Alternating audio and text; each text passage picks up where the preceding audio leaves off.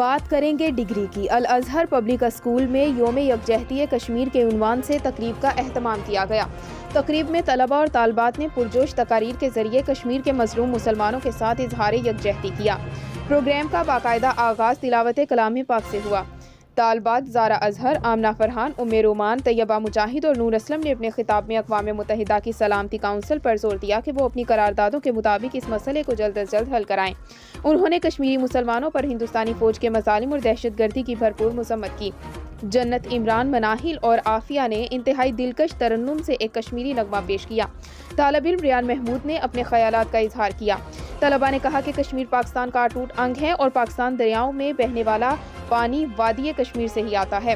برہان وانی جیسے فرزندان وطن کی قربانیاں رائیگاں نہیں جائیں گی اور اس قصبے کو ہندوستان خود چھوڑے گا اور سلامتی کونسل چھڑوائے گا، اور اس نے استفسار رائے کرنے کا بھی وعدہ کیا۔